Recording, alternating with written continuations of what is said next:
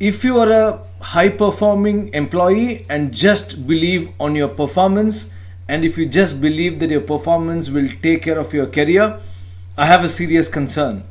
I want to share a real life incident. This happened about 2 weeks back.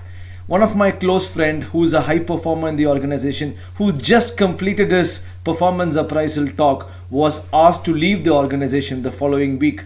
He was super surprised and then asked the HR team, he's already a high performer, why should he leave the organization? The HR team said only one thing. They said, you might be a high performer, but we don't have a current matching need. Friends, if your performance is not matching the organizational need, you might be in a great trouble. Let me introduce a small framework. Look at this framework carefully and evaluate where are you at this point of time with respect to this particular framework. Performance versus need. Now let's derive a matrix. Performance on the x-axis and need on the y-axis. When I say performance, I'm talking about individual performance. When I say need, I'm talking about organizational need. Okay. Let's derive a 2x2 matrix from here.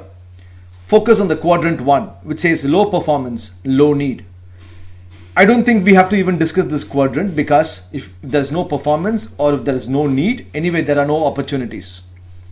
Let's move to quadrant 2, which says high performance and low need. And I want all of you to really pay attention to this quadrant, because this is the quadrant which we take for granted. Okay, we might be a high performing employee, but the organizational need is not there, then there are no enough opportunities. Right? You might be working on a mainframe technology and you might be an expert on that, but the organizational current need and direction is towards deep learning and artificial intelligence. And if you don't develop skill set and if you don't develop a performance towards that particular need, you are in the danger zone. Look at the quadrant 4, which is high need and low performance. These are typical low performer category where the organization is really doing well, it has a strong need, but we are not performing up to the expectation. So this is also a danger zone.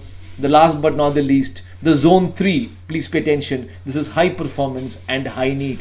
Friends, to survive in today's market, you have to move towards your performance levels, towards a higher level of performance. At the same time, you also have to really understand where is the need, what is the organizational strong need, and that becomes a green zone.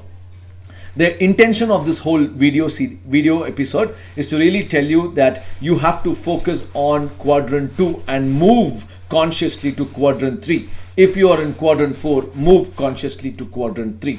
This will make you a true high performer.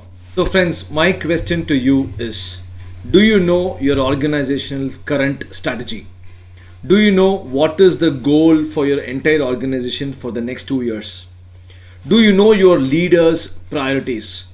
Do you know your business units' important goals to be achieved this particular year?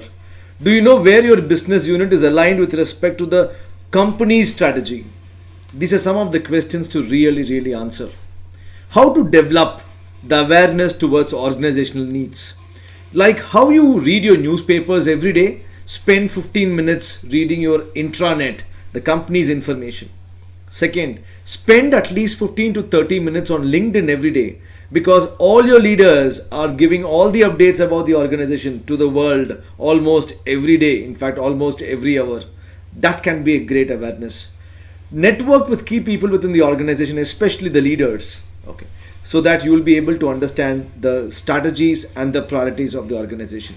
Believe me, match your performance with respect to your organizational needs. In my view, that is called as high performance. Thank you.